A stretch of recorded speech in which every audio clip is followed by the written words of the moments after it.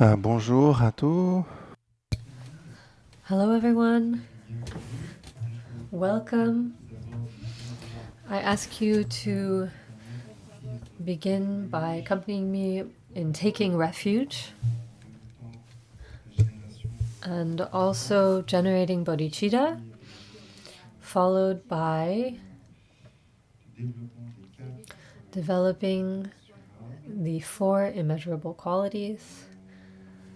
Sangye Chutong Sogi Chonaim Lai Chanchu Pardo Dane Jamsu Che Dagi Jinsu Jibe Sanam Jindro Lai Penchira San Jindro Barsho Sanje Chodan Tsoje Chonam La Chanchu Pardo Dane Chamsu Che Dage Jinsu Jibe Sanam Che Drolai Penchira Sanje Drobasho Sanje Chodan Soje Chonam Lai Chanchu Pardo Dane Chapsu Che Dage Jinsu Jibe Sanam Che Drolai Penchira Sanje Drobasho Sanje Chodam Soje Chonam Lai Chanchu Pardo Dane Chapsu Che Dage Chushi Jibe Sunam Chindro Lai Penchira Sanje Drobar Sho Semje Tamje Dewa Ta Deve Jodan Dembar Churche Dongrai tan dongrai che jo tan trawa churche dongrai mebe dewa tamba tan min trawa churche nyeren cha dan tan charve tan nyom chenpo la ne bar churche semjen tamche Dewa tan deve jo tan dembar churche dongar tan dongar che jo tan trawar churche dongar mebe dewa tamba tan mendrawar churche nyeren chadan tan charve Tanyom Chenpo La Nebar Churche Semche Tamche Dewa Dan Deve Jodan Dembar Churche Dongar Dan Dongar Chen Jodan Trawar Churche Dongar Mebe Dewa Tamba Tam Mendrawar Church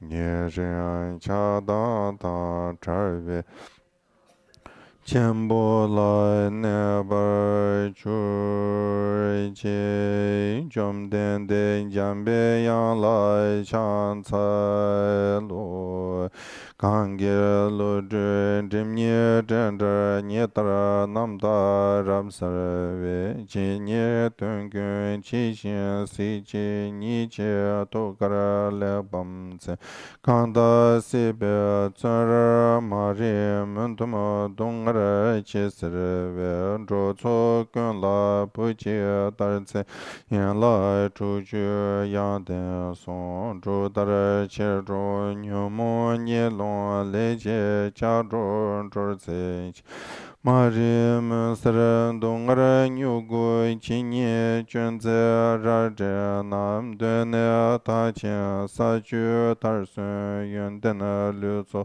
Jarse Tubuku Chura Chudan Chuni Jendre Dalum Saran Jambe Yang Du Etseden Chuji Chenra Vusre Che Dalu Temu Memba Rapsara Kada Denju Shun Luho Toba Ye Lodru Boben Hawa Zardo Sor.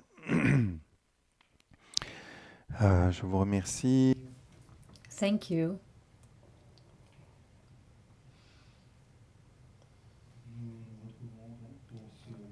So we're here together again for this weekend, focused on the text entitled the Chipe Munlam in Tibetan, which is translated as the King of Wishing Prayers.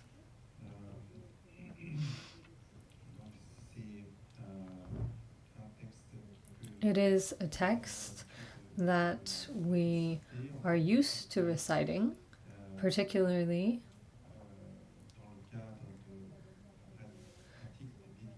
in the context of the practice of dedicating merit and developing aspirations. As you know,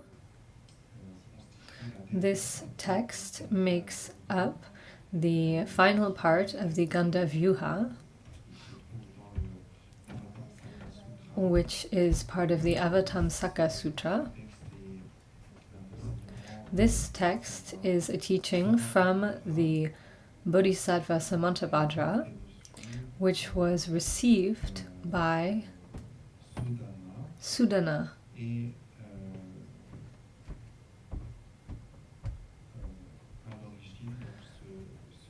Originally, this text is attributed to the Buddha, who taught it in Shravasti.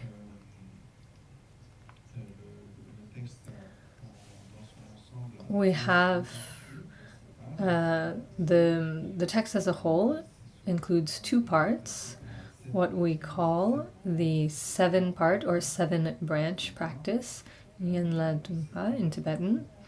This first part has two goals: to allow the practitioner through these consecutive practices to orient themselves toward the path of the bodhisattvas, toward enlightenment. In other words, the ultimate and perfect. This involves generating bodhicitta, of course.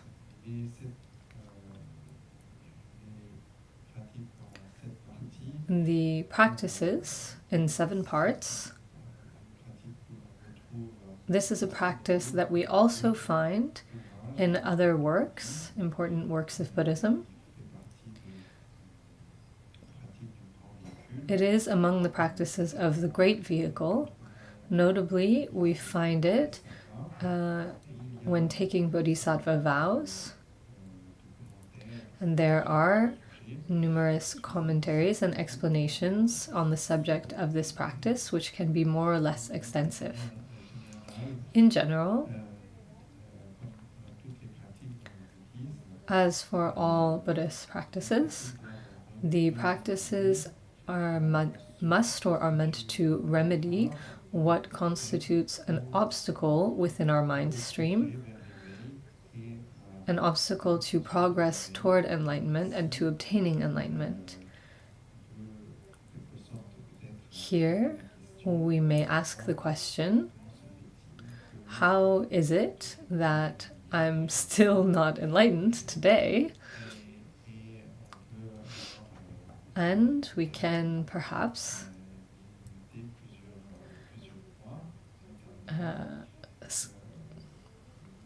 identify several points. If I'm not enlightened today, it's because I didn't know how to become aware of the possibility of enlightenment. and to orient myself towards enlightenment, which necessarily involves respect for enlightenment, reverence toward enlightenment, commitment to taking refuge. We haven't taken refuge, we haven't oriented ourselves toward enlightenment. Rather, up until now, we are attached to our fictions, to our distraction, to self-grasping, to cherishing ourselves. And due to cherishing ourselves, we have ceaselessly cultivated desire, attachment, all that seems to us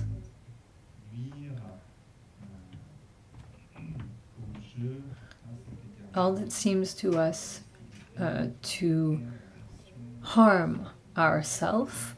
We feel resentment, hatred, violence toward it. And so all of these kleshas, or afflictions or afflictive obscurations, are also obstacles. The 7-branch practice is a way of directly addressing this problematic. In other words,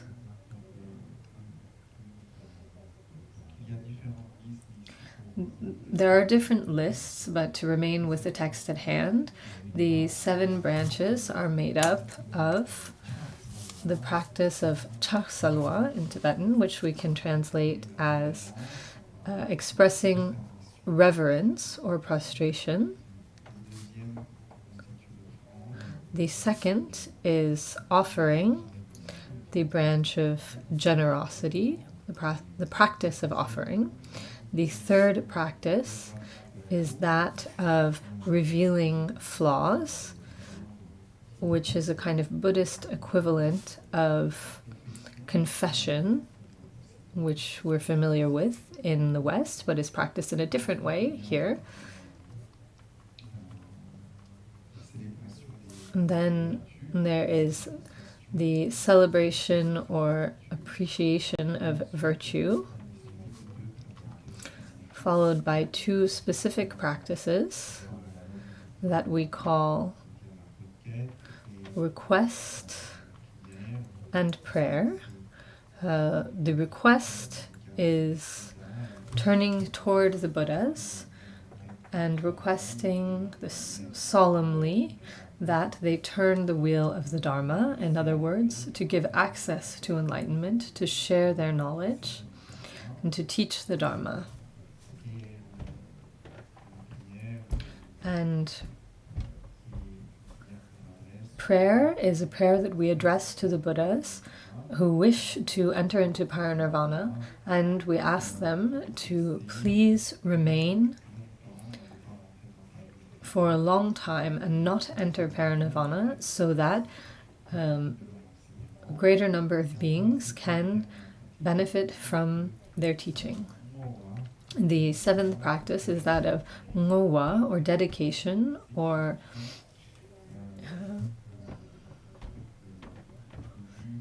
sharing merit. This is related to the goal that we attribute to the virtue that we have gathered.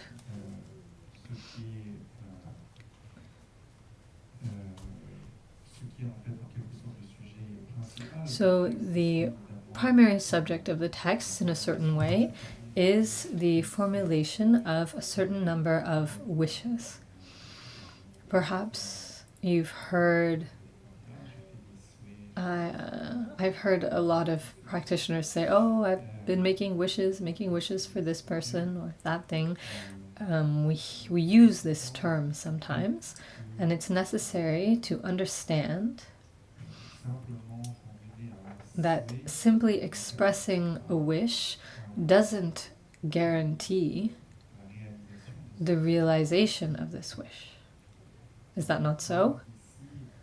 Whereas here, what is taught is how to realize, how to bring about wishes.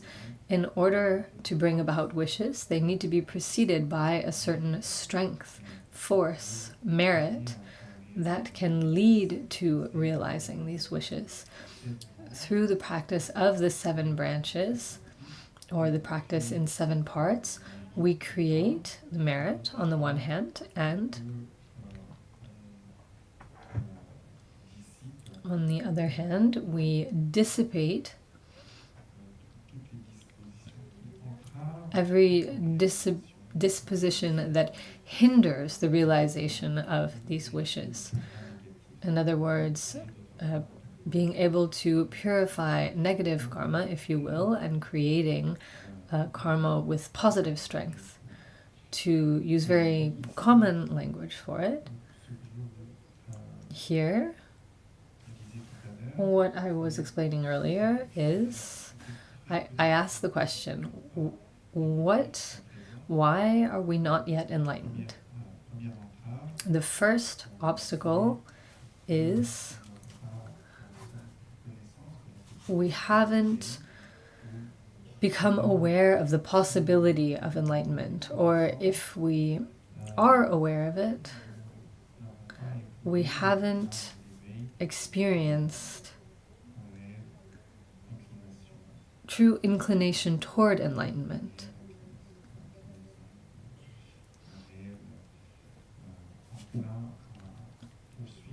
Or a true inclination to pursue enlightenment. There's no respect or admiration for enlightenment. So the first practice, the practice of prostration, remedies this.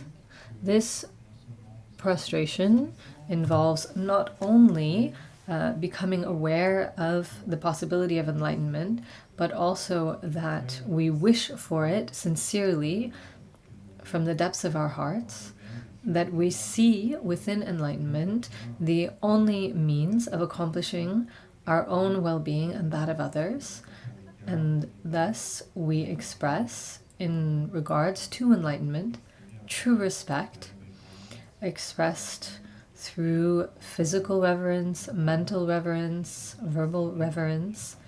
This is expressed in the first part of the text. This makes up the first of the 7 branches. The second branch is that of offering. Because we didn't previously have respect for enlightenment, we don't generally orient ourselves toward enlightenment, we also have not dedicated our resources, dedicated our person, dedicated the means which are available to us to pursuing enlightenment.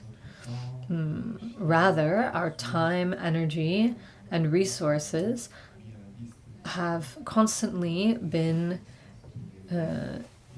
have gone towards this fiction, cherishing the self. And also, in short, we have not attained enlightenment because we have not done what must have been done. And so now we will remedy it by doing what needs to be done. Also, the other reason why we have not attained enlightenment, pride, we have pursued appropriating things for ourselves, we have carried out harmful actions, we have harmed, killed, stolen from others, we have accomplished all kinds of negative actions which have left imprints on our mind stream and which veil us. Based on our ignorance, based on our afflictive obscurations, based on our harmful actions, based on everything that we should not have done, that we have deliberately chosen to do and that we continue to do today, despite believing ourselves to be Buddhist, that we continue to do. This is what we reveal in the part of the practice of revealing flaws. We recognize the negative nature of our actions and how it harms ourselves and how it harms other sentient beings and how it hinders attaining enlightenment. In order to remedy this, we accomplish the practice of revealing flaws.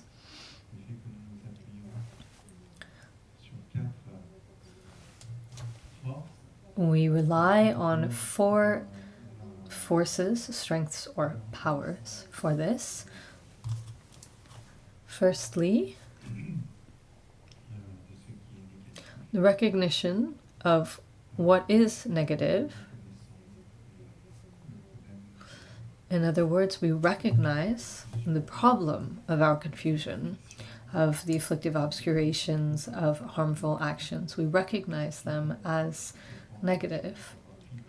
And just as we can become aware of having taken a poison, and thus we experience true remorse in regards to this physical, verbal, and mental behavior. Through remorse, we turn away from this. Having turned away from this harmful behavior, we orient ourselves toward enlightenment. This is the power of support. The first is the power of remorse. The second is the power of support. We turn towards the Buddhas and Bodhisattvas. And henceforth, we commit to applying the remedies to all of these harmful behaviors. We commit from now on to dissipating, for example, the attitude of hatred, aversion, through the attitude of loving kindness, maitri. We commit to dissipating ignorance through developing wisdom. This then is the force, the power of remedy. We commit to following the example of the 3 jewels and to applying remedy. And lastly is the force or power of promise, commitment to no longer committing these harmful actions. If we recognize negative actions and we experience remorse and we make the promise not to carry out these harmful actions anymore, and we commit to all that is the opposite of this negative behavior, and we no longer carry out these harmful actions, then the power of these obstacles within our mind stream can be removed, eliminated, and we can no longer be affected by disappointment, suffering, which is the result of negative actions and which prevents our progress toward enlightenment.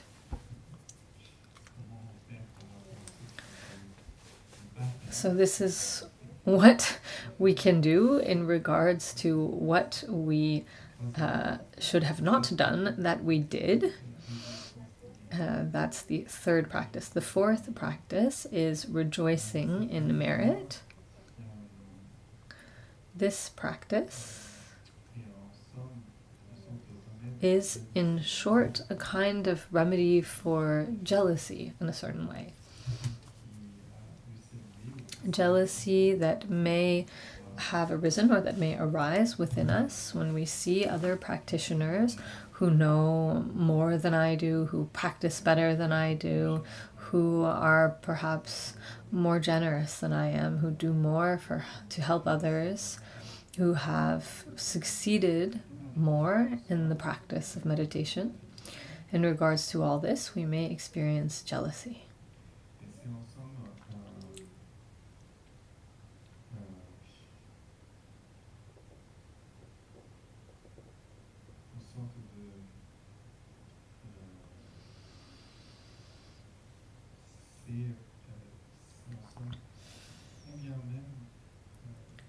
In short, even though we are applying ourselves to virtue, the afflictions have a tendency to be present. When we practice, we often don't manage to practice by relying on an approach. Let me look at this from another angle. We're so used to self-grasping, self-cherishing. No matter how much we try to dissipate the self and the afflictions, due to the force of habit, they nevertheless appear. And so it's possible that even when we engage in the practice of virtue, we corrupt this virtuous practice. We stain it, we sully it with, well, it's my virtue, I'm a good practitioner. He's not as good as I am. I know more than they do. I've done 3 3-year retreats. They've only done 1. Oh, how others think of me. I have become a saint. Why don't they prostrate before me? Etc., etc. All of this is the afflictions. It happens. And often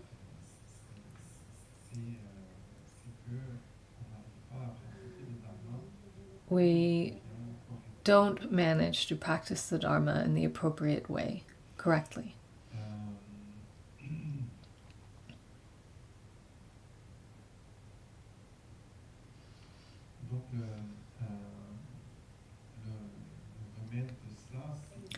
The remedy for this is, of course, that we need to, in a certain way, it needs to be addressed by the previous practice. True awareness of what is negative and remorse for it. And then, in regards to virtue,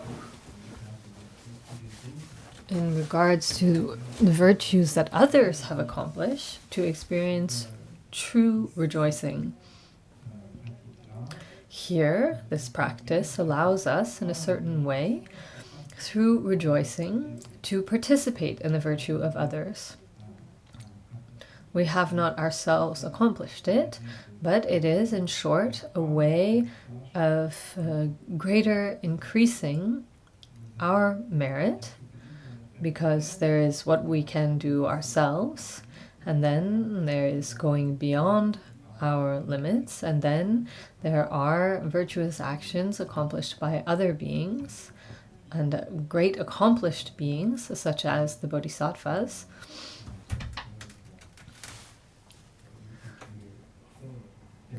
who do a huge amount of things for the benefit of beings and who have accomplished great realization, personal realization, due to their wisdom. And so from the depths of our heart, we rejoice. Rejoicing here is experiencing joy in regards to all virtues. And due to this joy, we participate in the virtue of others, and we also acquire the virtue, the merit of these virtues, even though we have not accomplished them ourselves. Simply due to the force of virtue, we can accomplish, or acquire, rather, a similar merit. It is an extremely significant force or power, and when this practice is accomplished authentically, it can accumulate immense merit. And then for the 2 following practices here, we address the Buddhas, such as the historic Buddha, who attained enlightenment, but who, to the historical Buddhas, those who have attained enlightenment and have not yet made the choice to share the teachings, we address our request to them. And then the second to last practice is the request to remain for a long time.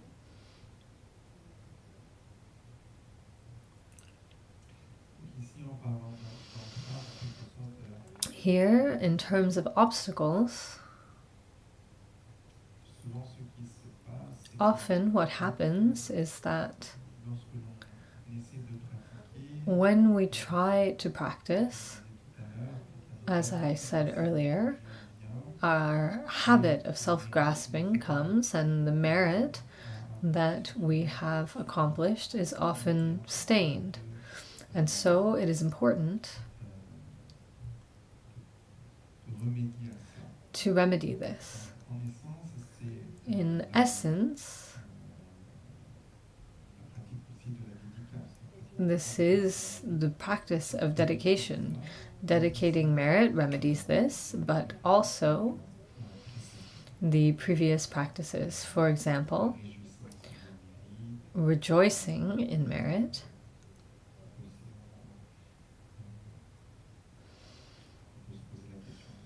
we could ask ourselves the following question.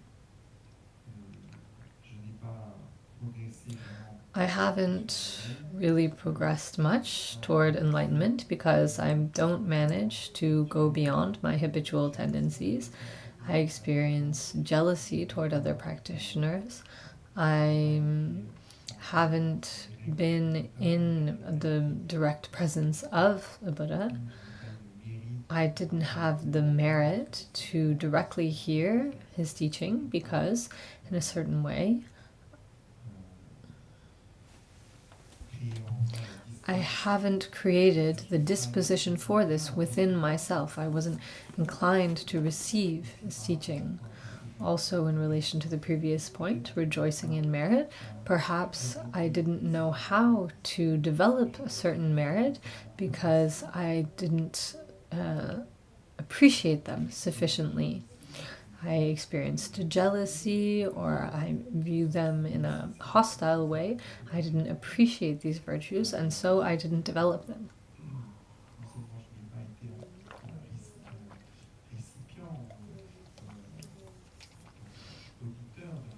So I couldn't listen to the Buddha's teaching directly, and I didn't have the good fortune to meet him directly because I didn't wish to meet him, or I didn't wish for the presence of the Buddha. In short, due to the fact that we appreciate all of the virtues from the depths of our heart, that we experience true, sincere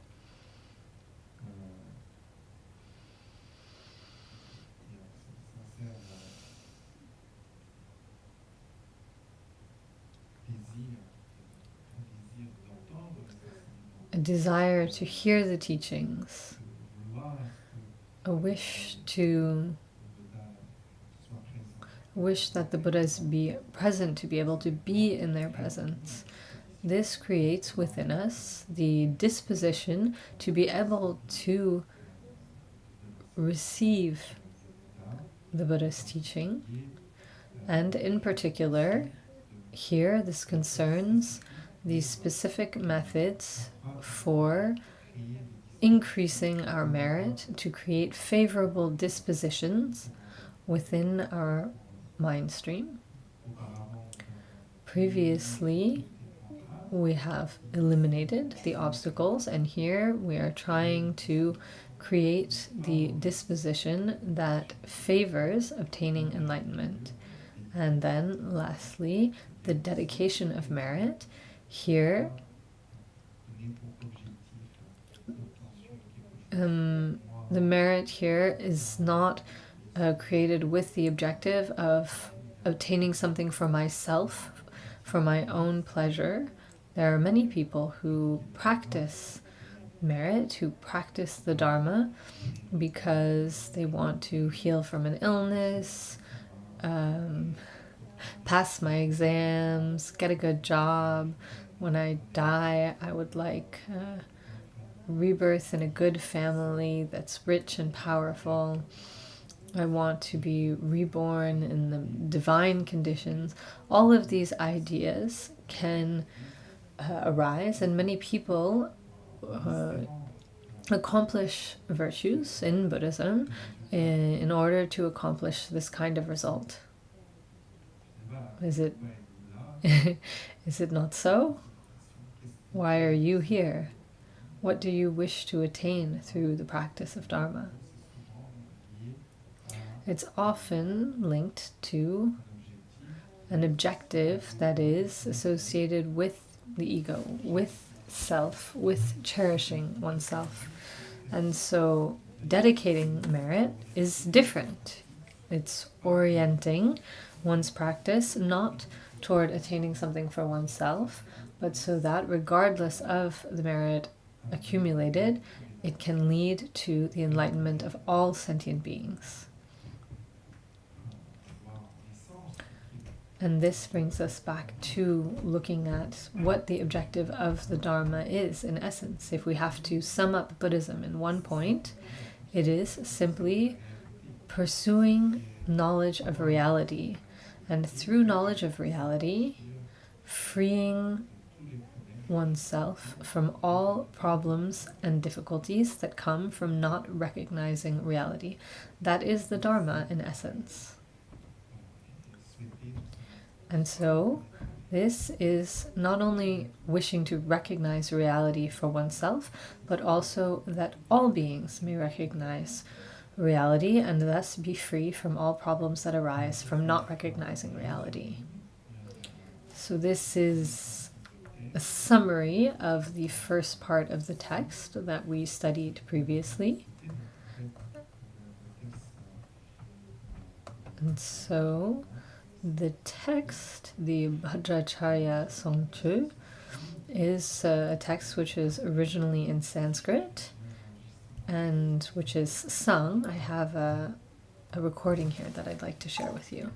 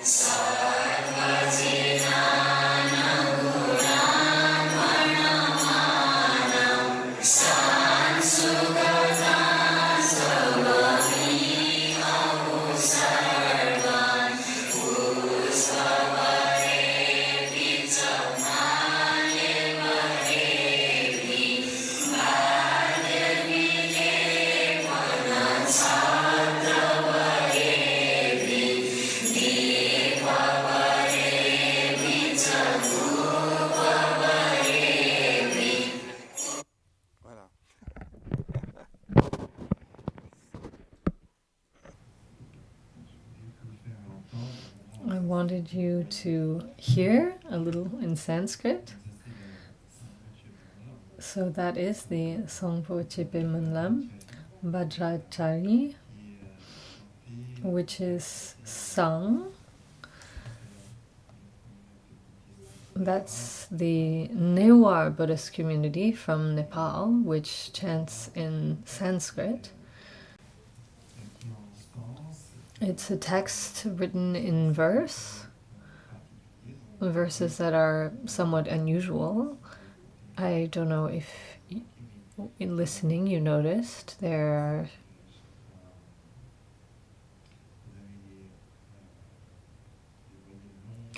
are long and then short vowels, long and then short vowels. There's kind of movement, a wave-like movement that is particular to the form of the Sanskrit text. Of course, these details aren't present in the Tibetan. Nevertheless,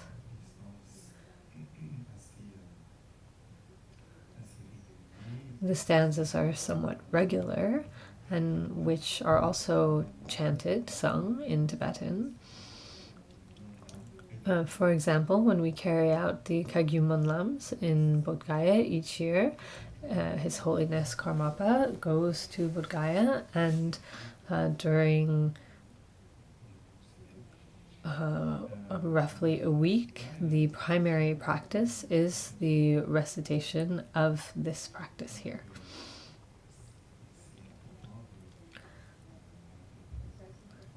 So it's important to understand the meaning to some degree.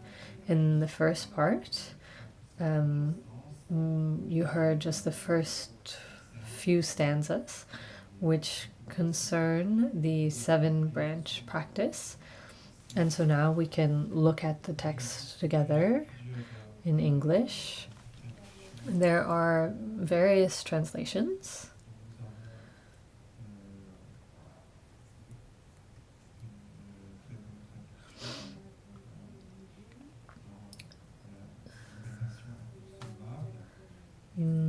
There is a translation in French from Inconceivable Liberty, in English working with the King of Aspiration, Pairs of Noble, Excellent Activities. In all of the worlds, in all 10 directions, reside the Tathagatas of past, present, and future. Before each and every one of these lions among men, I bow down joyfully with body, speech, and mind.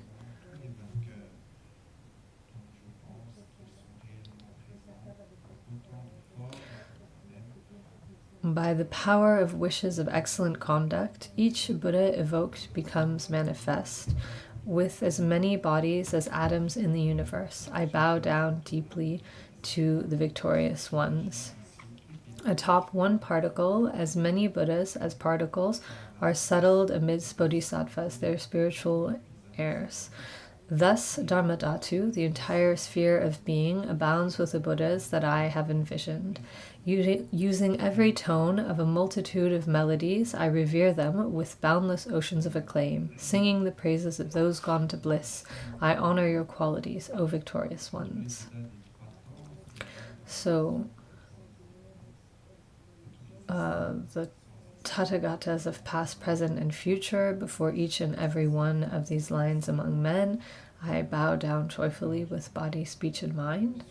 The first stanza is a succinct homage, reverence expressed through body, speech, and mind. Reverence through the body is, for example, inclining oneself to physically express reverence through prostration. Through speech, it is praising, expressing the qualities, and through mind is experiencing within one's own mind true, sincere devotion toward the 3 jewels.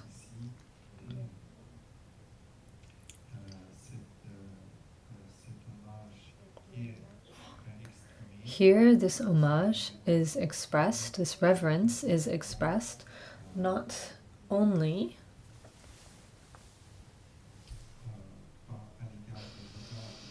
in regards to the Buddhas of the past or the present, but likewise in regards to the Buddhas to come, the future Buddhas, all the Buddhas of the three times.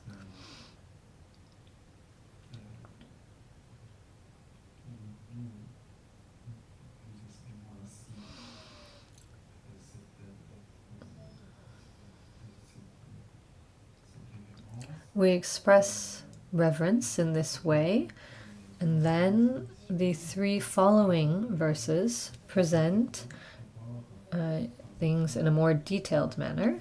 First, through the body. So, by the power of wishes of excellent conduct, each Buddha evoked becomes manifest. And with as many bodies as atoms in the universe, I bow down deeply to the victorious ones. So here, according to the text, we conceive of the Buddhas surrounded by their accomplished disciples, bodhisattvas,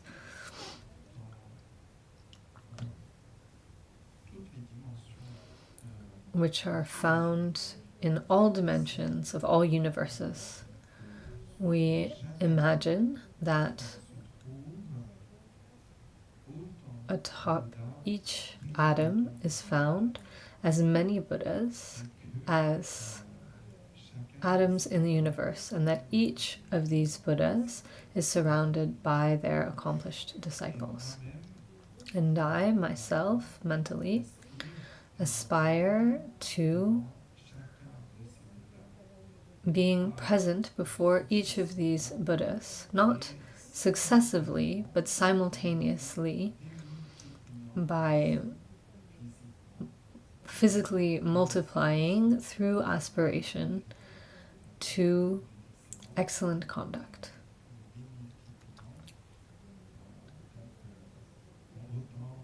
And thus multiplying myself as many times as there are Buddhas.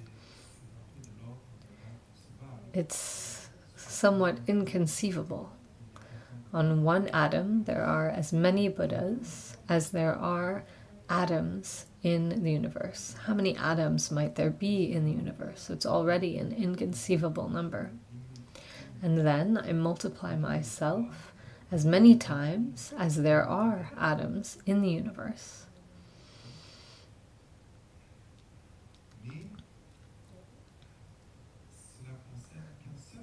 But this concerns but a single atom. And I multiply myself as many times as there are atoms in this way. Thus, if there is great merit in inclining oneself before the historical Buddha, Shakyamuni Buddha, it's his immense merit. Immense merit comes from this.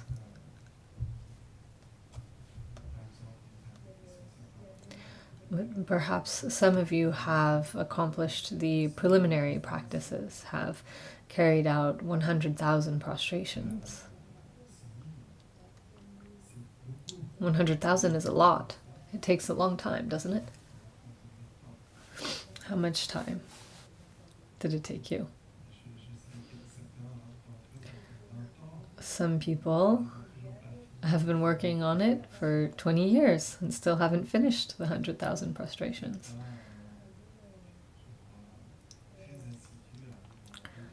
Some very assiduous people manage to finish the 100,000 prostrations in 2 or 3 months. Those who carry out retreats, they do more than 2,000 a day. At that pace, well, in 2 months it's done with.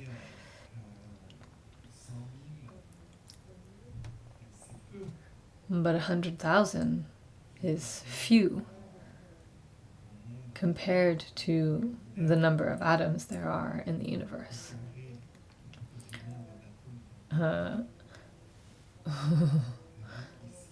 Squared by the number of atoms in the universe. So this practice involves true devotion in regards to the three jewels and in regards to all of the Buddhas of the past, the Buddhas of the present who are present today, and also the Buddhas who will manifest in the future.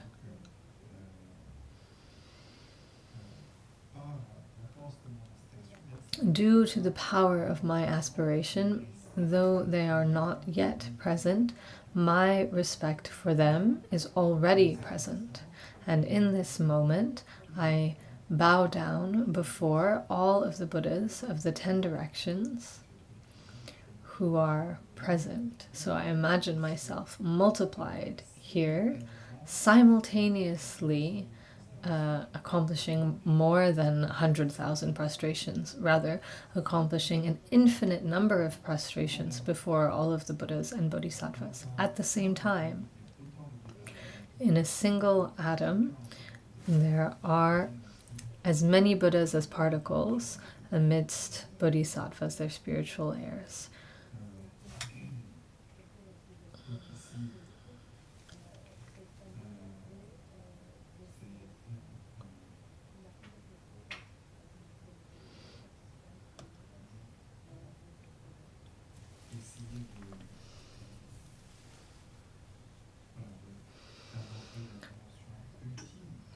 So here we try to approach the absolute ultimate dimension.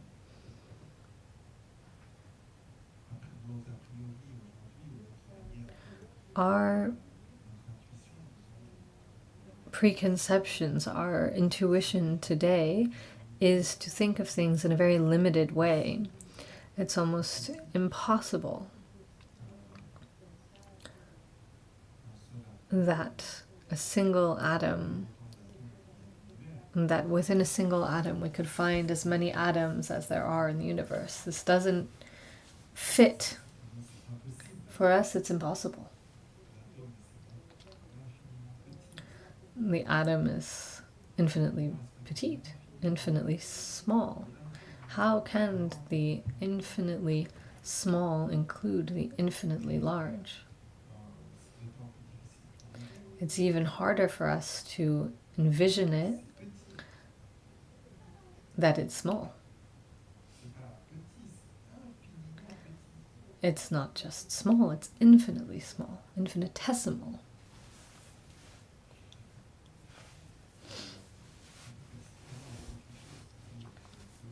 How can something that is as vast as space and the universe, we don't even know if the universe is finished or if it's infinite.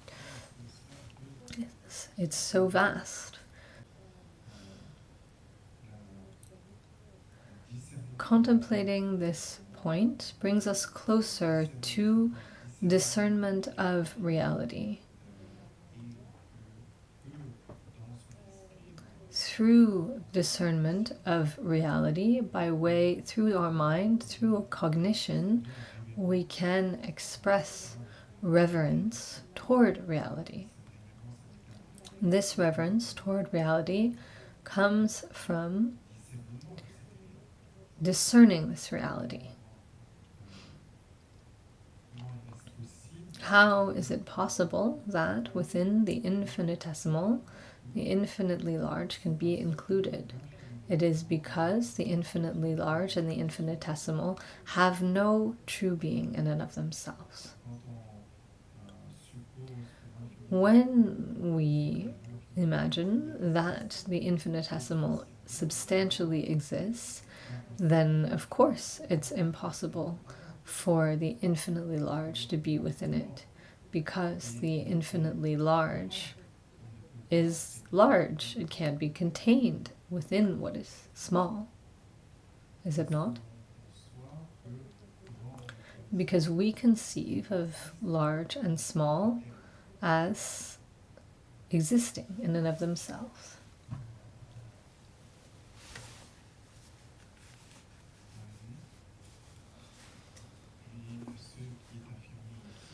But what is stated here,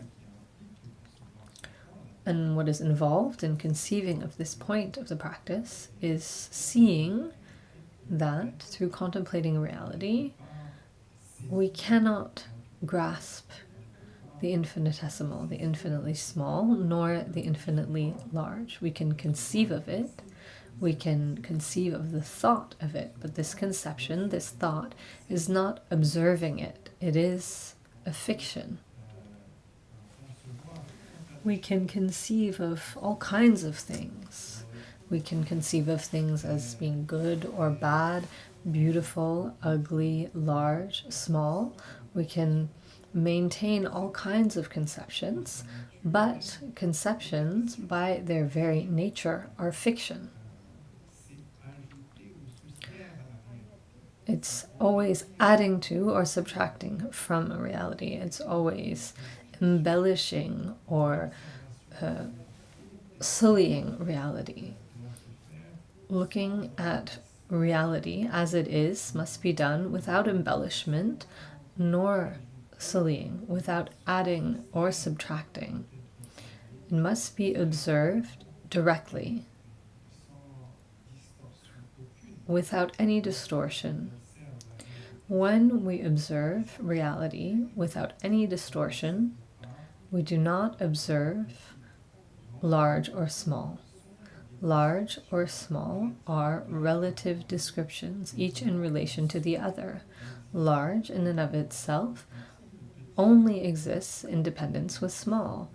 Small only exists in dependent with large. This means they have no existence in and of themselves. Nothing is small in and of itself.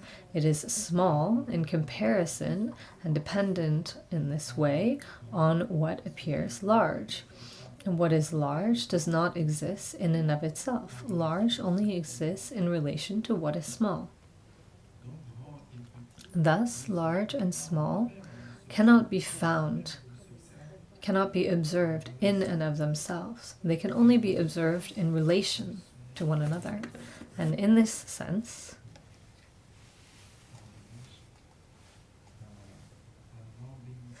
they are an embellishment, an addition, or a subtraction, a description. They're fictive.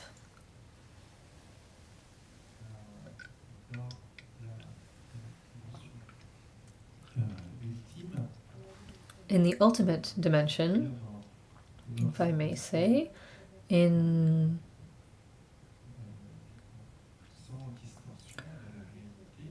observation of reality without distortion, neither large nor small can be found in and of themselves.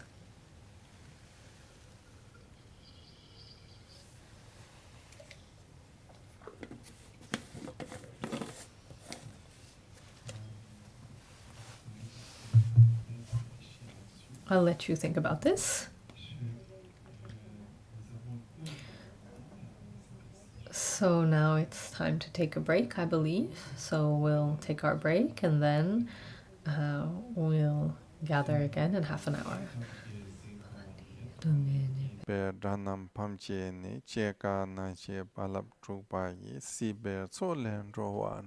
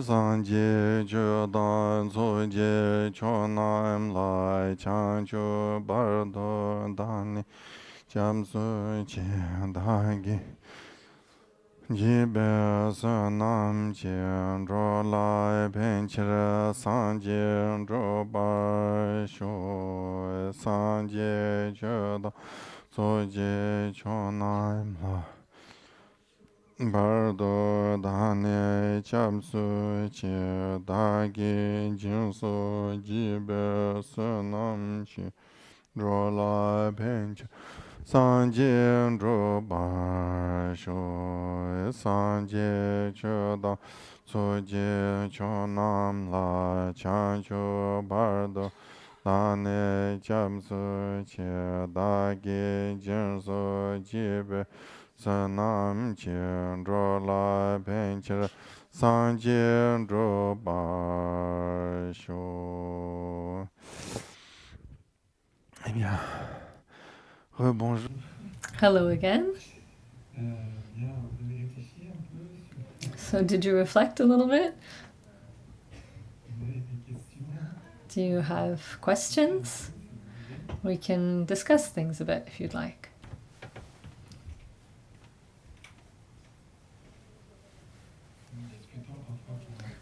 Sometimes it's through discussion that we learn best. Go ahead.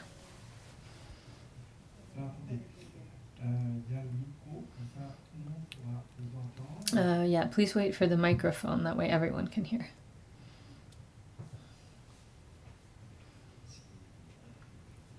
Thank you.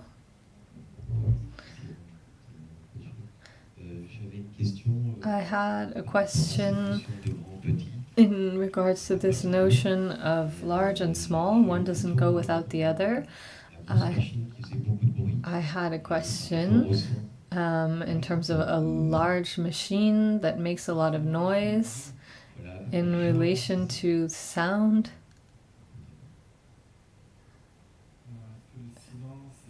Silence and noise. Do silence and noise exist? We could ask ourselves this question just as we do for small and large.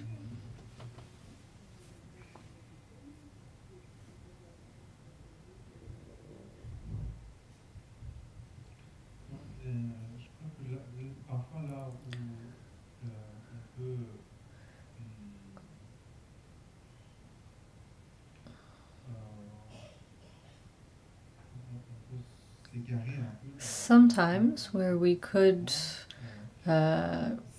stray from the point in terms of this teaching is when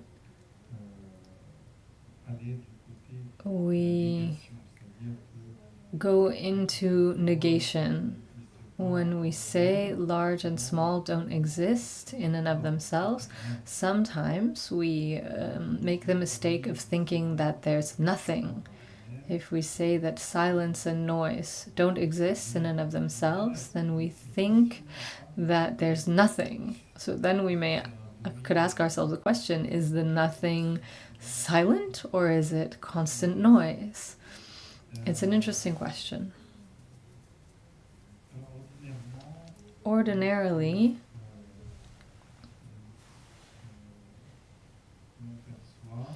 when we perceive, we presume that because we perceive, the thing exists.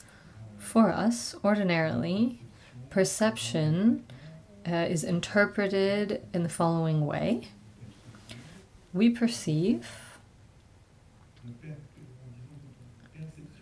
let's say rather, perception occurs and we deduce then that there is a subject that is perceiving and an object that is perceived. And that the object that is perceived and the subject that is perceiving are distinct. That one exists separately and independently from the other, as two distinct entities. and that the perceived object as a distinct entity exists as it appears. This is our habitual intuition, isn't it? Doesn't this corresponds to our habitual functioning? In this teaching, in relation to large and small, that the infinitely large can be contained within the infinitesimal, the infinitely small.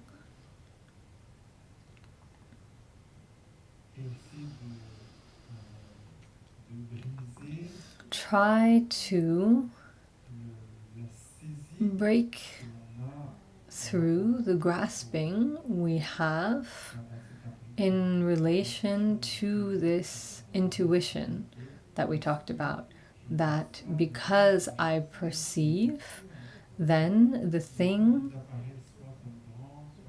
as it is perceived, I perceive it as large or small, that what is perceived as large is large because it is large in and of itself, and that what is perceived as small is small because it is in and of itself small. This is our usual intuition. This teaching says that on each atom there are as many Buddhas as there are atoms, which implicitly also tells us that there are as many atoms as there are that many universes.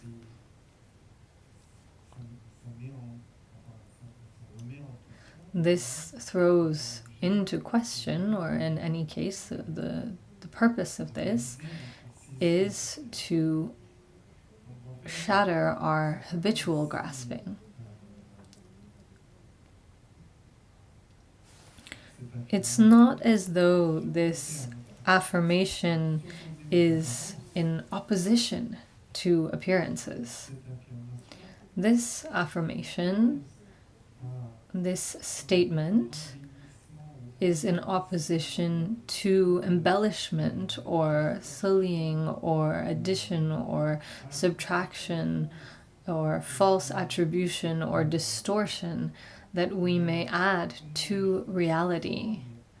There is how things seem to be, and there is how things are in reality. Here, the statement is in opposition to how things seem to be.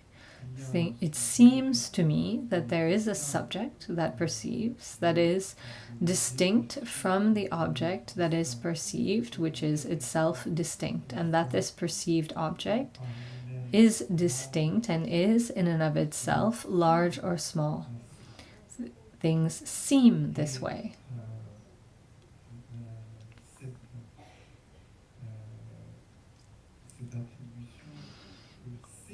This attribution, that it is large or small, that it exists in and of itself,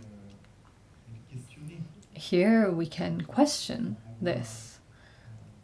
And this comes back to inviting us to question this. And the answer here is emptiness, the teaching on emptiness. Emptiness doesn't mean nothing, a vacuum, that there's absolutely nothing. It simply means that the attributions of being in and of itself, the way that our representation of reality functions, involves the fact that we reify subject and object, that we reify large and small, that we imagine these entities as existing as they are independently. And we see that all phenomena appear to be distinct one from another are in fact independent on each other, that something large isn't large in and of itself. It appears large in relation to something small, and the little thing is small in relation to the large. Large and small are not found on their own. Likewise, what is large if it were large in and of itself, it would have to be possible to find something that is always, in every circumstance, large. That would always be large. But sometimes we say, oh, this house is big, it's large. But it's large in relation to a cup. But it's small in relation to the planet. What we can see through this is that what we call large or small is an attribution. Reality is not in and of itself large or small. It appears as large or small in dependence.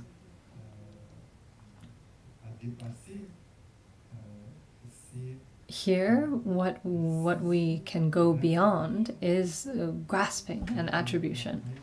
And the belief, on the one hand, in this independent establishment, that things are established independently in and of themselves. Also, the infinitely small, the infinitesimal, like an atom, is something that we think exists, that it is indivisible.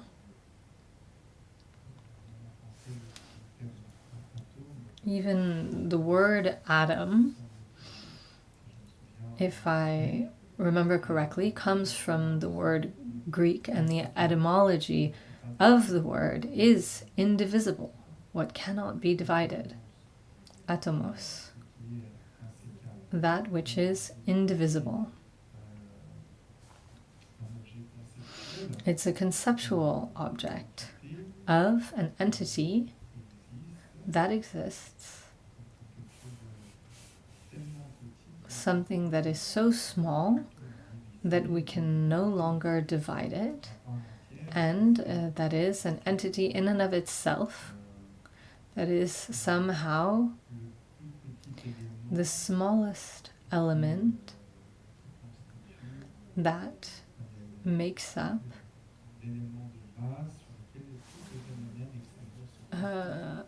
all other phenomena that they're made of, a bit like the bricks of a house. That all reality is based on the existence of atoms.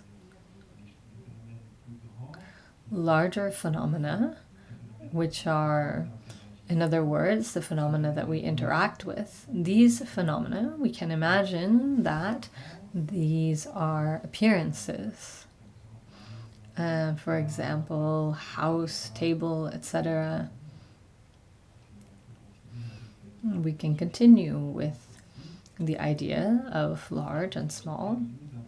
All these things that we interact with are indeed appearances.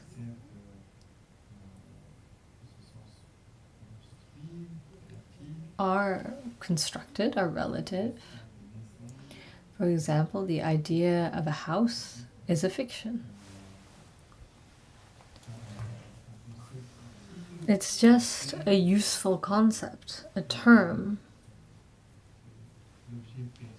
The object that is perceived, we never perceive the house, we only perceive part of the house, wood, etc., that we interpret as being house. We can think about the color. Red, it's just waves. Red is also a fiction. We can imagine, as with the color red and the waves, or something larger like the house, in terms of what it's made of.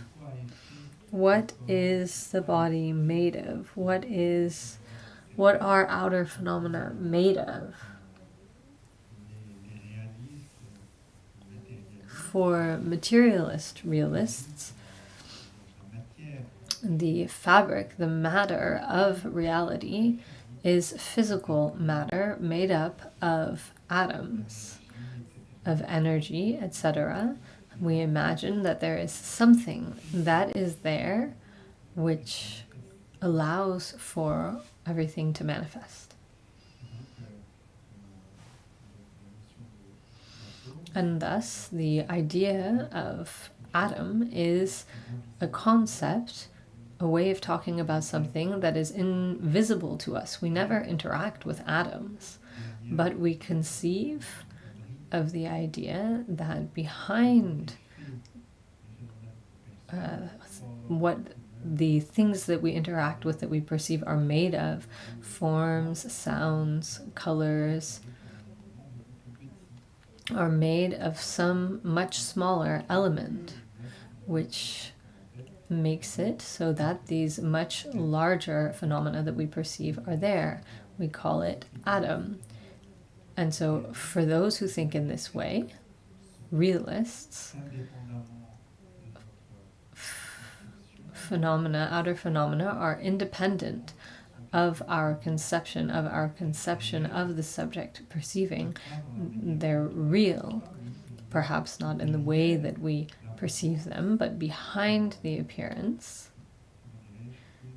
there is a foundation, an element that is independent from me as the perceiving subject. There is indeed an object that is perceived. The object is not the appearance. The appearance is constructed by my psychological or mental and physical elements, by my constitution. I'm a man, a human, or if I'm a dog, or if I'm a bee. Outer phenomena don't appear to me in the same way, but we can imagine in terms that this is what is constructed, but behind what is constructed there is a reality to appearances which makes it so that these appearances manifest, and that these phenomena have a physical reality that exists independently from my perception.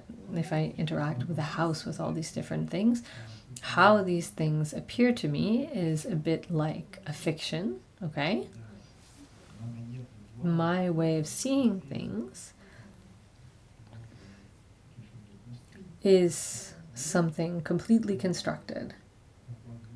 But from a realist point of view, materialist point of view, there is indeed a fabric of reality which makes it so that these perceptions manifest.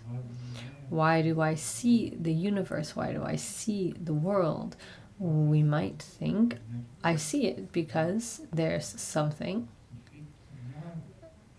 that makes it so that there is something independent of my mind. There's something behind all of that. And the object that is given for the basic object that produces reality is explained as an atom, the atom, an element, because we can deconstruct many things. We can deconstruct a table, a house, etc. But all this, the fabric that it is made out of, it's said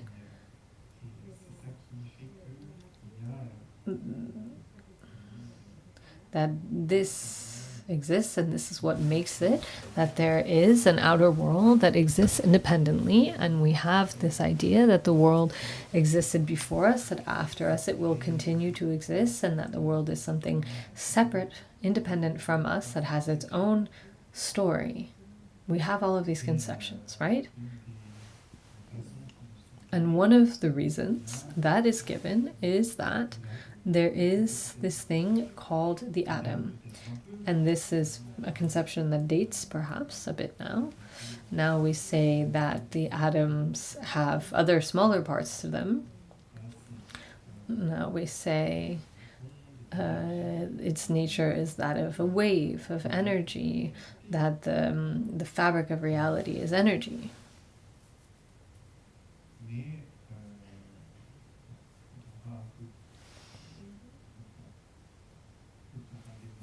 But if we go a bit deeper, we can see that we don't find anything indivisible.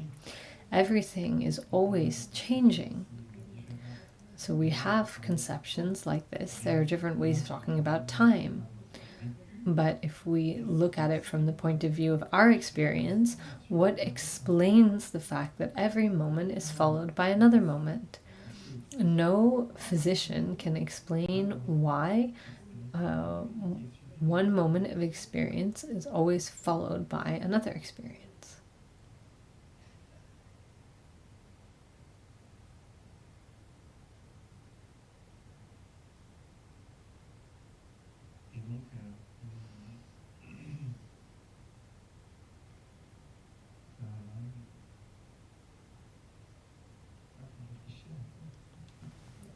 And so we have to think about this a bit.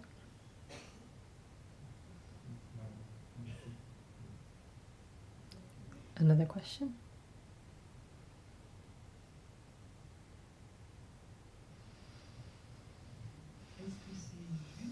Is it correct when practicing, when meditating, little by little, I see samsaric functioning, samsaric mind that is very narrow, my conceptions, self, etc. But there are practices that from time to time allow me to see another dimension where there's no time, no place, but love and wisdom, something that can't be described. And what I realize is that all beings like you, try to explain to us how to open this little window to see what is truly. Is that an observation or a question? I didn't quite understand.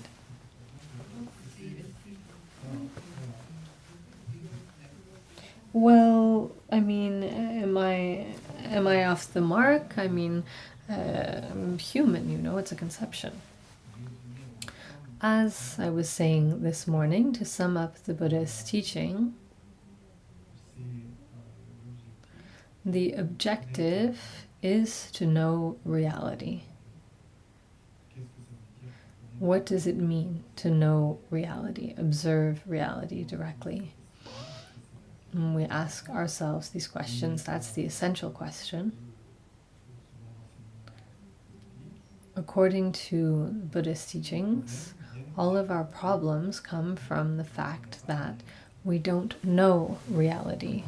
Or at the very least, there are problems that come from the fact that we don't know reality. And if we know reality, we can escape all of these problems.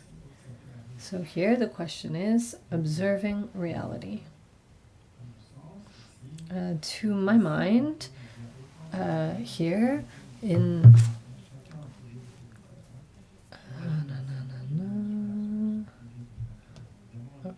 atop one particle, as many Buddhas as particles are settled amidst bodhisattvas, their spiritual heirs,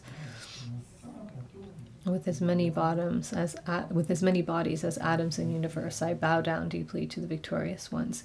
It's an aspiration here, and yet there are as many Buddhas as particles atop one particle. This is a strong statement. How do we understand this? How do we understand that within the infinitesimal, the infinitely large can be included? If the infinitely small existed, it is too small to contain the infinitely large. There. How is it possible?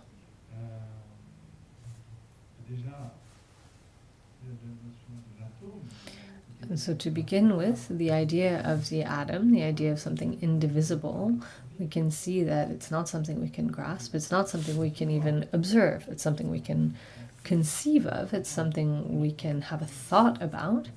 But I think that's the first thing to discern correctly. It's not because we have a concept or a representation of something that's necessarily knowledge. Knowledge normally comes down to grasping a concept for us. If we want to observe and know reality, just having a concept or a representation of something is not enough. Of course, there are concepts that are false and other concepts that we can rely on that can bring us closer to reality, based on language, based on concepts, based on representation. Don't throw the baby out with the bathwater.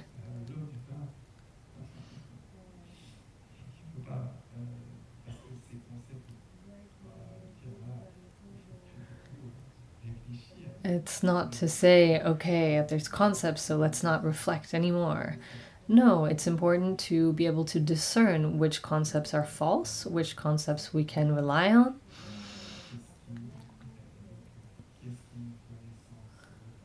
What is authentic knowledge, unbiased knowledge? What does mistaken knowledge look like? That's another subject, but without going into all of the details, here I'm simply inviting you to reflect on this point, the infinitely large, the infinitesimal or infinitely small, and especially to start,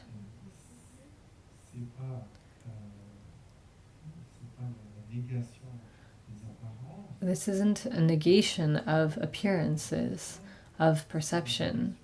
It is a negation of the attribution of being in and of itself to things, the svabhava, the idea of something that exists in and of itself as large, or something that exists in and of itself as small. This is what is being questioned with this expression here. If it doesn't exist in and of itself, then the large can be contained within the small.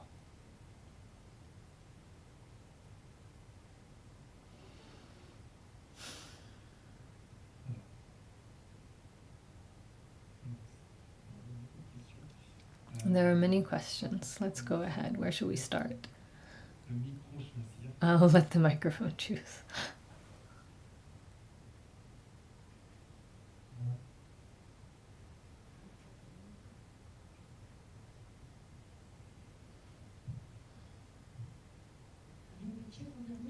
Last year, Rinpoche, you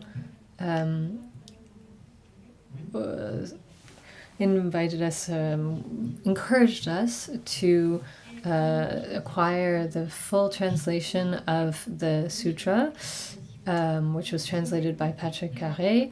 I feel like I missed a step, so I wanted to ask you a question. What I thought was a wishing prayer, in fact, was intended for someone very advanced and who was capable of realizing these wishes. It's something extraordinary. It seemed like something that goes way beyond my capacities. It's going to make me cry. But it's what we aspire to as bodhisattvas, says Rinpoche. Well, I don't know. It's really it's excruciating. It's a big test to try and get into that. I was wondering if I was mistaken in my interpretation. No, not at all. I invite you all to read it. The sutra has been translated into French. I'll have to check on the English. But there's no reason not to read it. I think it's been translated into English too. Hello, Rinpoche. Thank you. What explains that we share the same fiction if objects don't have their own existence?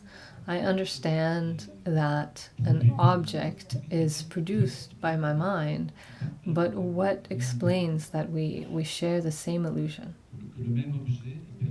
That the same object is perceived in the same way, more or less, by everyone.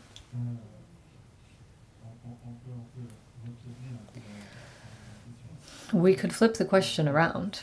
If the object existed in and of itself, then everyone would have to have the same perception. But we can see that no one has exactly the same perception of an object.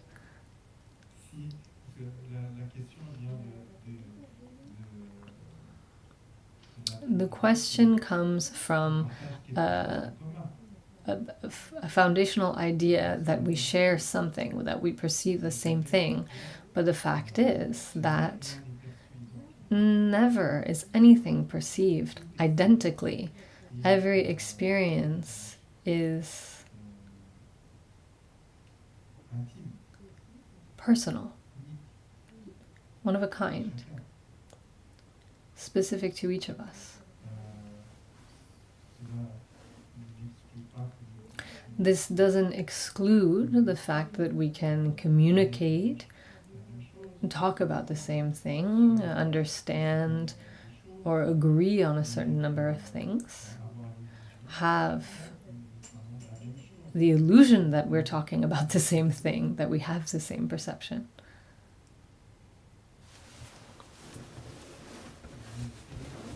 But the fact is that each time, in terms of experience, it's a bit unique, specific to each person. The appearances of phenomena, because we're not interacting with reality itself, we're interacting with how things appear to me, and how things appear to me is always constructed by my past, my expectations, my mental or psychological state. Things appear beautiful or ugly, attractive or repulsive, etc., based on my inner disposition, based on my past, and that's what I interact with.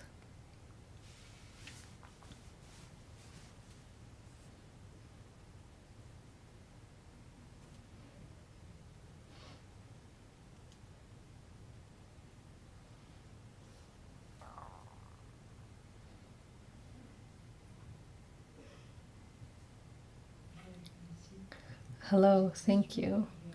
I have a question because I organize singing circles, and in Dordogne there are 4 circles every Monday, first Monday of the month, and they're vegetarian, without alcohol, and I was just wondering if there's a problem with singing or chanting to other divinities, because it's from all the traditions of the world. I don't see any inconvenience. The important thing is not to confuse it with a refuge.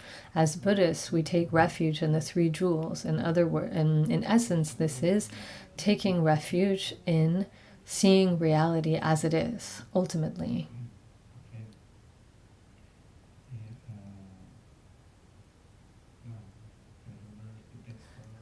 Praising people, phenomena, divinities, etc.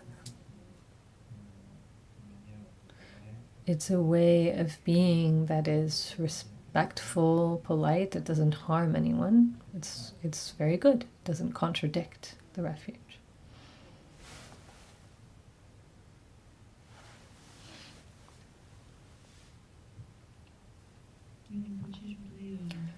Rinpoche, I would like to clarify, if I understood correctly, it's better, if there are degrees perhaps, I'm not sure, to understand, to integrate the non-existence of self in order to understand and reach knowledge of the non-existence of phenomena. Or can we do it the other way around? Or does everything have to start with a self?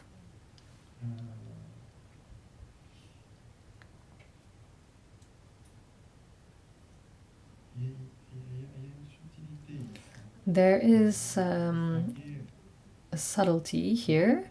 It's necessary to distinguish The non-existence of self is one thing. Often we talk about or use the term emptiness.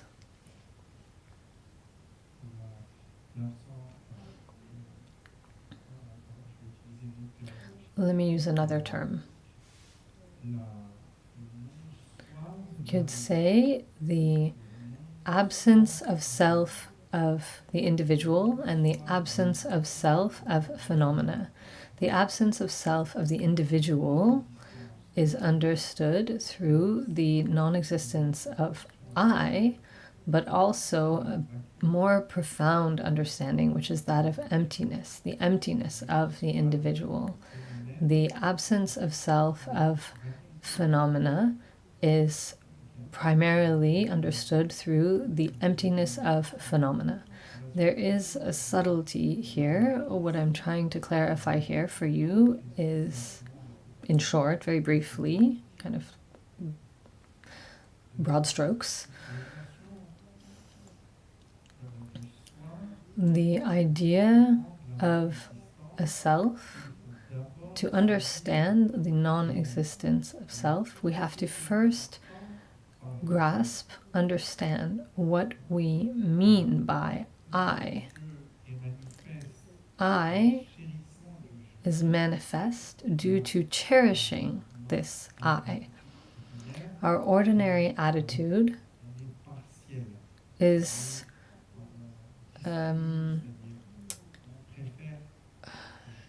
preferential. In other words, I prefer me to others. This is self-cherishing. We appreciate or we have a preference for I, me, constant concern for me, I.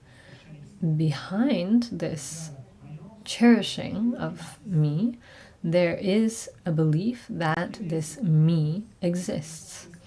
What is this belief? What makes us think that this me exists? Generally, it is the simple fact of perceiving, of experience. Because we experience, we think that there is something that experiences. And here there are, we can distinguish two types of self grasping of me. We could say Rinpoche is the Tibetan term, the view of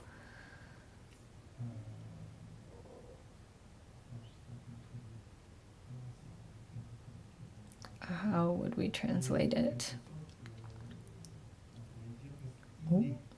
We could say innate.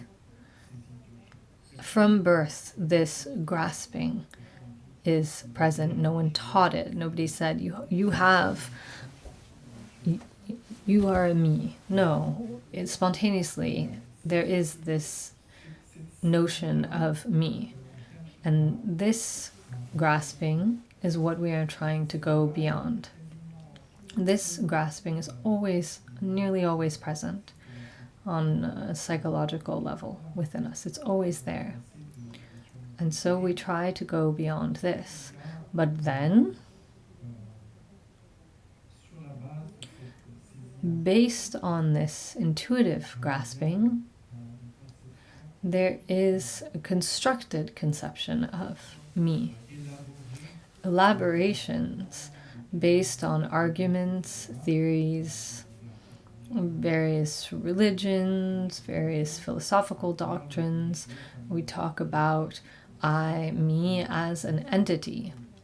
And so that is the more elaborate aspect. But the basic level, before all of this conceptual, constructed aspect, there is an aspect that is innate. In Tibetan, there's Rinche Chetakpa and Kunchi Chetakpa. Rinche is the innate, I don't know if it's really the best translation, but which is there from the beginning, which has not been taught. And then there's the second grasping, another grasping, which is something that is constructed, attributed, based on different arguments. We can distinguish these two graspings. One is more subtle, one is more coarse. Often we examine the coarse reasoning, but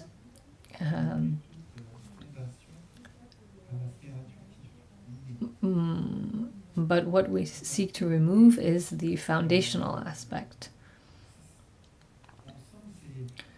This innate aspect is, in short, there's not really any reasoning. It's simply because there is a feeling, there is perception, there's something instead of nothing. And so we think that there is something or someone that perceives it, and thus there is a separate, distinct reality that is perceived. There is grasping that there is an entity here. So now we have to try to translate this intuition, make it more explicit within us, so that when we grasp it, the idea is that the subject is separate from what is perceived. That's an aspect of I, me, that it is something separate, distinct from all that is perceived. We can say this intuitively. Then the second aspect is the idea that in terms of something that is separate, it is individual, it is one. It's not 2 things, 3 things, 4 things, it's one.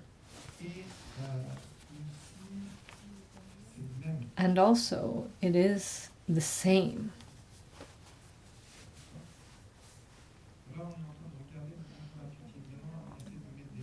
So we were looking at the intuitive aspect, but now we can put words to it.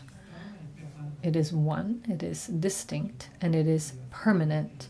It is an entity that has these characteristics. This is what we grasp as being I or me. And then we think that this is a reality, and this grasping of me is something that we're constantly concerned with. And in a way, in our conception, we think that there is perception and experience because there's a me that perceives it.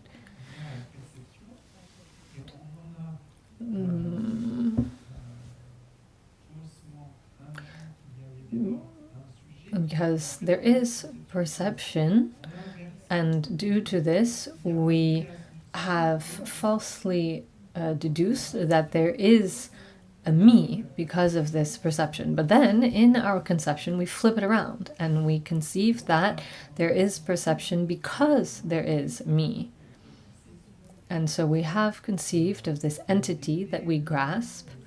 And this, everybody has it. Babies have it, insects have it, animals have it, humans have it.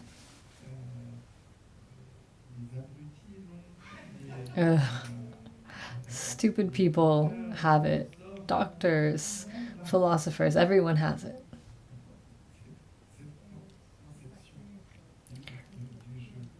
This conception of I, me.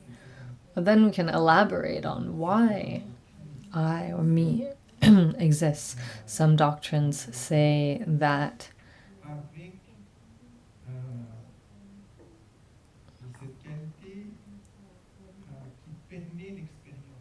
it is what allows, we confuse it with what allows for experience, consciousness. Others think that it is an entity that is even more subtle, that it is the pure subject that observes, that it is something distinct that possesses, the quality of the capacity for perception. And we call this consciousness, but that it's something even outside of that, that it's separate from the psychophysical elements. And so then, concerning this question, how do we approach it? We have to approach it in a very analytical, logical way. The approach, that is the approach in Buddhism. It's not, if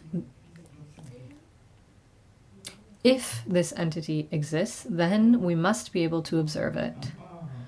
Whereas a separate entity from the psychophysical elements, that is what possesses the psychophysical elements, is not something that we can observe. It's not observable.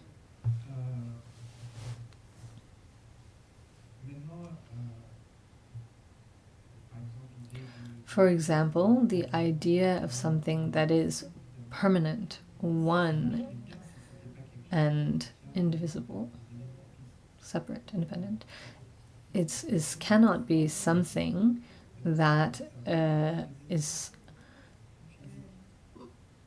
part of or made up of the psychophysical elements.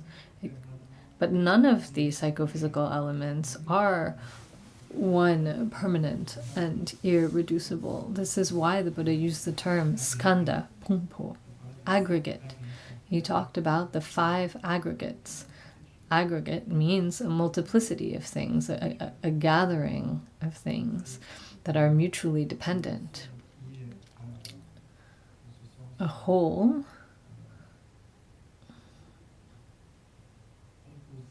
that is composite, conditioned,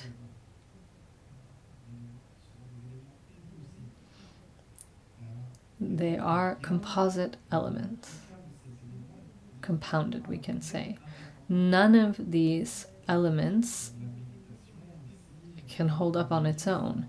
In meditation, for example, we analyze, is me the body?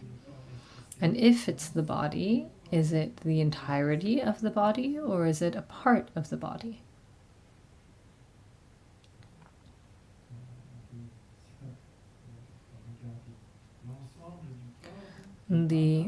We can look at ourselves. The whole of the body is not one. It's not permanent. It doesn't correspond to our definition. Is it then a part of the body? That is one, indivisible. We can't find anything like this. All parts of the body are made up of other parts, so it's not the body. Then is it mind? Mind is also not an entity. Mind includes perception, feeling, conceptions, consciousnesses, auditory consciousness, visual consciousness, mental consciousness. Which of these?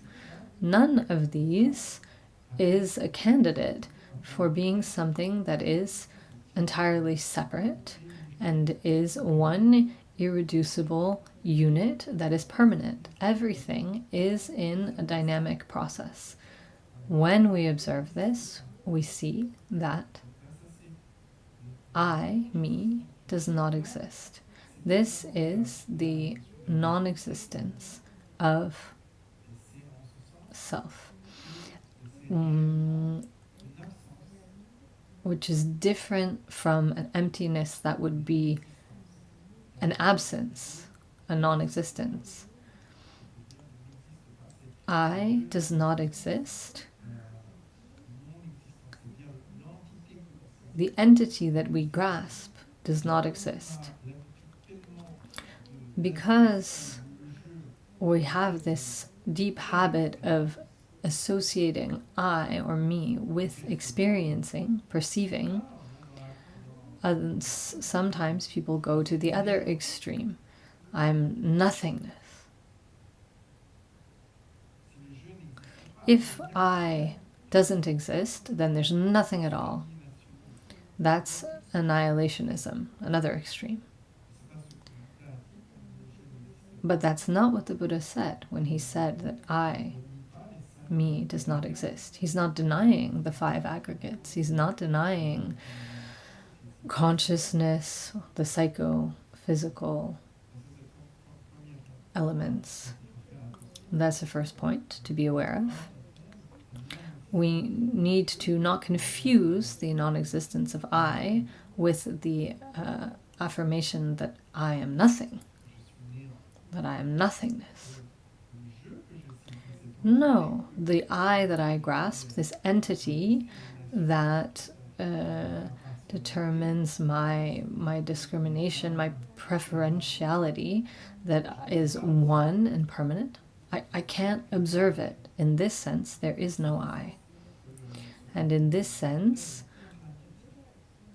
what the Buddha explained is counterintuitive, because our intuition is to grasp an entity because there is perception.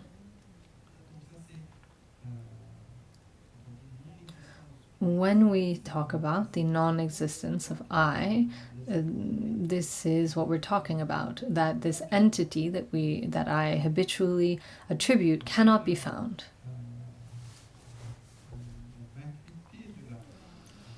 Then the emptiness of the person, of the Kanzakena Depala, the non-existence of the individual, comes back to this. But understanding here, to go a bit more in the direction of emptiness, is we see that this entity, I, does not exist, but nevertheless the psychophysical elements are there. The Buddhist approach is following the middle path, where we don't fall into adding something nor removing something from reality. The middle path avoids these two extremes, where we add something that doesn't exist, or on the other hand, we also remove something from what reality is. Falling into subtraction is this idea that I'm nothing, and falling into addition is I'm something that I'm not. We try to avoid these two extremes. This is the middle way. When we observe the non-existence of I, we can still observe the psychophysical elements. The psychophysical elements are not denied, but they don't equal I.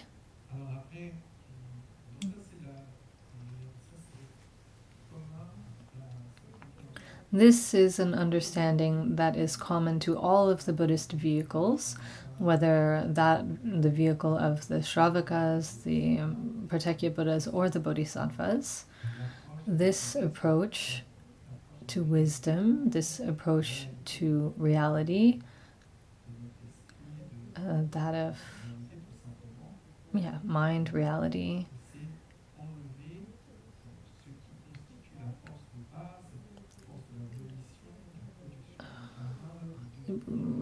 removing this force of karma, volition, relies on this negation.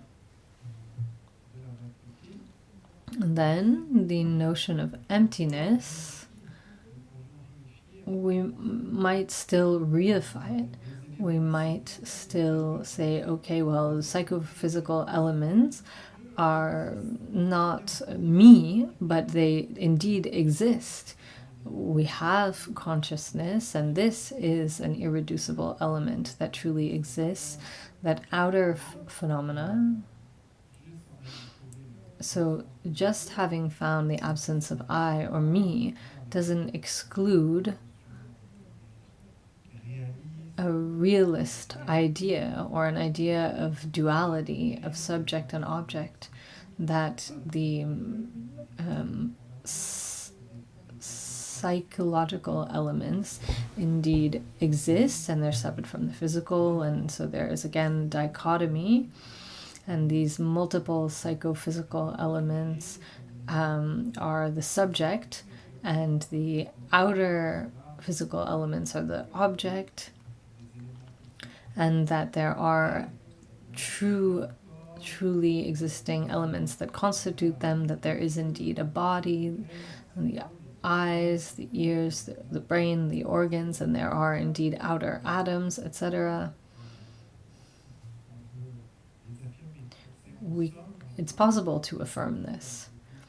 So in short, there are two Buddhist schools, the Vaibhashika and the Sautrantika, who are realist schools. They do not deny the substantial existence of reality, that there is a completely separate, truly existing, independent existence to the world, separate from the one who experiences, and that is atoms. They are atomists. And then there's another school of thought called the Yogacara or Chittamatra, and for them, outer phenomena do not have or cannot be established as having any self in and of themselves, and reality is only perception. For them, the foundation, the fabric of outer phenomena isn't atoms, it is consciousness, mind, clear and knowing, because mind is sufficient to explain the experience that we have. We do not need to bring in atoms or outer phenomena to explain why there is perception. Simply, mind, the psychophysical elements, the 8 consciousnesses, etc., allow for explaining how outer phenomena manifest. And then there is another school of philosophy, the Madhyamaka, which goes even further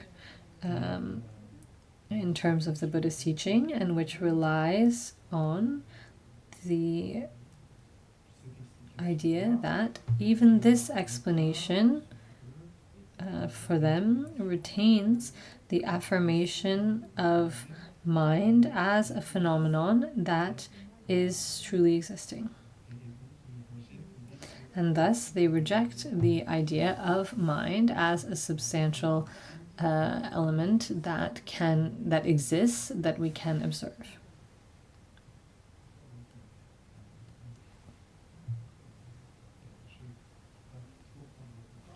I won't take too much of your time, but just to help you distinguish the absence of existence of me from the grasping that is one thing, but this doesn't throw into question our general reification. And then there is another approach where all forms of reification need to be surpassed. There is the reification of duality. Rejecting the existence of me doesn't necessarily throw into question duality. A reification of outer phenomena